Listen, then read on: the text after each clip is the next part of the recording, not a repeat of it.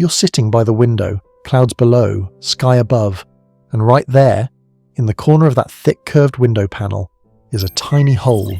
Not a crack, not damage, a deliberate, perfectly placed engineered hole.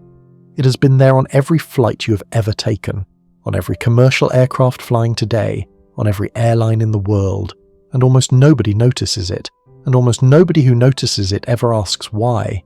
But that tiny hole, smaller than a pencil, is doing something so critical to your survival at 40,000 feet that removing it would make commercial flight as we know it impossible. Stay until the end, because the last point reveals the full engineering picture, and it involves pressure forces so extreme that understanding them will permanently change how you see that window. 1. That window is not what you think it is, and understanding what it actually is changes everything. Most passengers look at an airplane window and see one thing: a thick piece of transparent material, strong, sealed, simple. But a commercial aircraft window is actually a system. 3 separate layers of acrylic panels, each serving a completely different structural and safety purpose. The outermost pane is the primary structural layer. It bears the full force of the pressure differential between the inside of the cabin and the outside atmosphere at altitude, a difference that reaches the equivalent of pressing approximately 600 kilograms of force against every square meter of window surface during cruise. The innermost pane is the scratch pane. Its only job is to protect the middle layer from damage by passengers. It bears no structural load at all. It is essentially a sacrificial surface. And the middle pane, the one that contains the tiny hole, is the safety redundancy layer, the backup, the fail-safe. Understanding what that middle pane is designed to do is the key to understanding why the hole exists. 2. At cruising altitude, the pressure difference between inside and outside the aircraft is trying to destroy the windows constantly. Here is the physics that makes that tiny hole necessary. At 40,000 feet, the atmospheric pressure outside a commercial aircraft is approximately 20% of what it is at sea level. Meanwhile, inside the cabin, for passenger survival, pressure is maintained at the equivalent of approximately 6,000 to 8,000 feet above sea level. That difference in pressure between the inside and outside of the aircraft creates a constant outward force against every surface of the fuselage. The walls, the floor, the ceiling, and the windows. Every window on a commercial aircraft is under continuous significant outward pressure for the entire duration of cruise flight. Now here is the engineering challenge this creates. If that pressure acts equally on both sides of the middle window pane, the outward force is distributed across 2 panes rather than concentrated on one.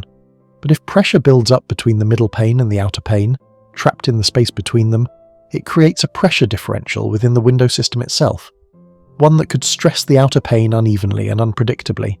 The tiny hole in the middle pane is a bleed hole, a pressure equalization valve.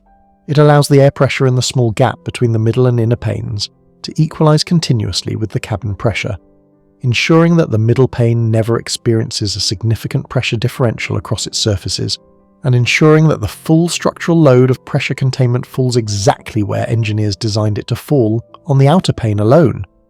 3. That hole is also the reason the middle pane can save your life if the outer pane fails. This is the safety engineering layer most passengers never consider. The outer pane, the primary structural layer, is engineered to handle the full pressure load of cruise flight with enormous safety margins.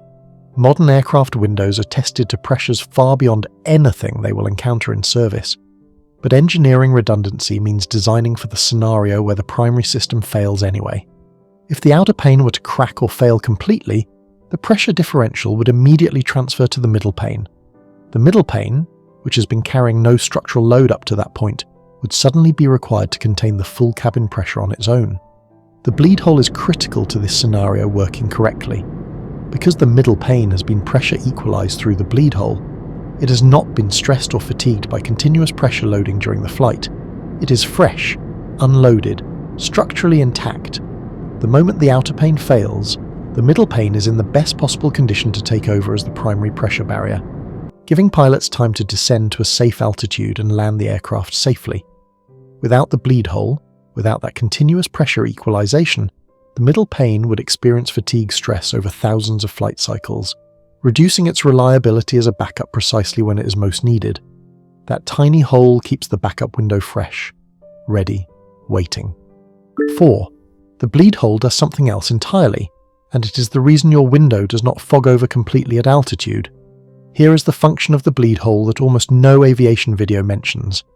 At 40,000 feet, the outside temperature is between -50 and -60 degrees Celsius.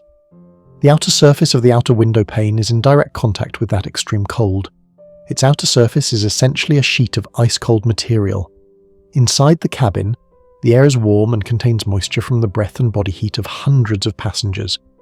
Without any ventilation, that moisture-laden warm cabin air would contact the cold surfaces of the window system and condense, forming ice crystals and fog between the window panes, obscuring visibility and potentially creating stress on the window materials through freeze-thaw cycles. The bleed hole allows a tiny continuous flow of cabin air to pass through the middle pane. That airflow carries moisture away from the gap between the middle and outer panes before it can condense and freeze. This is why, despite flying through air that is -60 degrees outside, the space between your window panes remains clear, dry, frost-free, one tiny hole, doing two completely separate engineering jobs simultaneously: pressure equalization and moisture management. 5. What that tiny hole really represents. The next time you sit down by a window seat, find it. It will be in the lower corner of the middle pane, small enough that you could cover it with the tip of your finger, easy enough to miss that millions of passengers fly past it every day without ever seeing it. And when you find it, consider what you're actually looking at. A solution to a pressure problem that could stress the outer pane unevenly. A mechanism that keeps the backup window fresh and ready for the moment it might be needed. A ventilation system that keeps the window clear at temperatures that would freeze almost anything else. 3 engineering problems, one tiny hole. That is what the best aerospace engineering looks like. Not dramatic, not visible, not announced, just quietly, invisibly, continuously working on every flight, on every aircraft, at every altitude, so that you never have to think about it at all.